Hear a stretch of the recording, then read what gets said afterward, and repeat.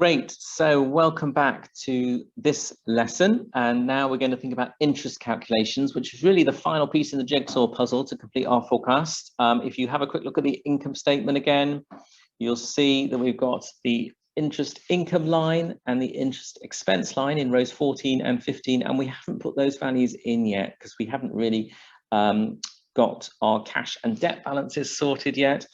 And also it doesn't really affect whether the balance sheet is balanced or not. So we can still balance the balance sheet without putting the interest calculations in. So I think it's always try and get the balance sheet balanced as quickly as possible when you're forecasting, and then overlay other items if they're just affecting income statement and cash flow after you've balanced the balance sheet. So that's what we're doing here. We're doing some interest calculations.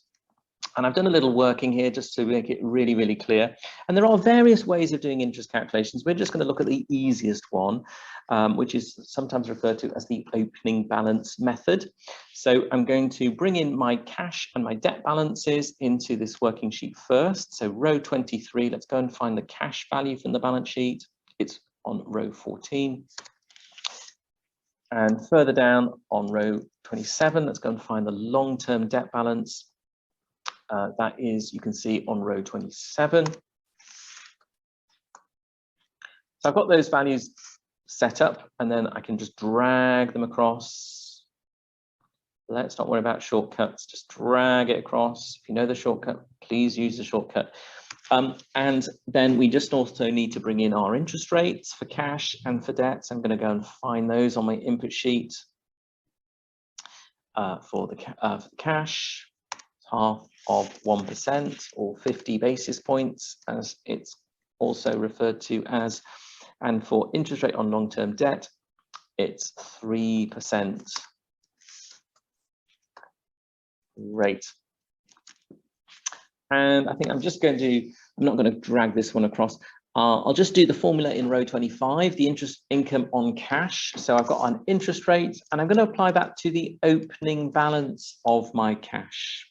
Yeah, so it's in the prior column. I've got D23 and apply that as my estimate of the interest income, and exactly the same for the interest expense on the debt. So effectively, I'm assuming that the repayment of my debt occurs on the final day of the year.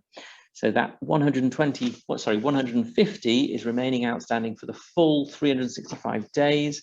And therefore it is incurring a 3% interest rate. And similarly for the cash, the net cash flow, I'm effectively assuming, is occurring on the final day of the year.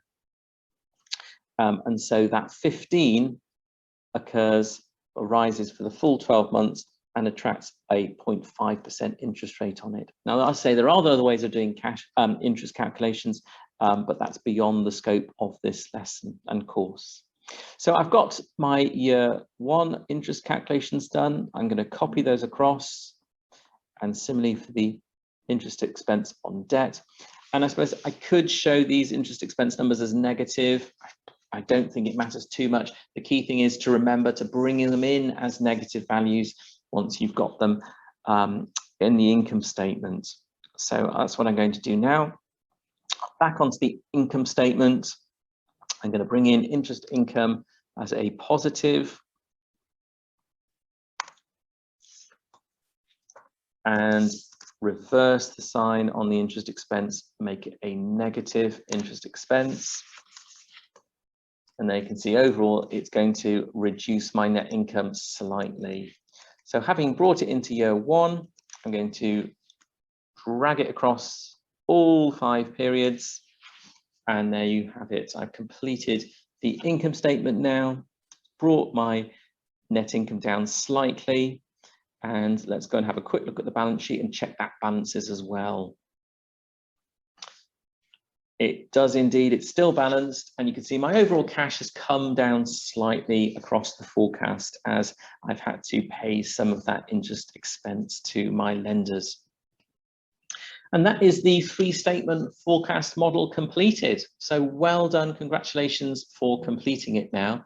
As I say, on our next 2 lessons, just to finish off this mini course, I thought it would be interesting to go on and have a quick look at doing a DCF valuation for this business, and also having a quick look at an LBO valuation from a private equity investor's perspective. So that's what we're going to look at in the next 2 lessons. I hope you'll enjoy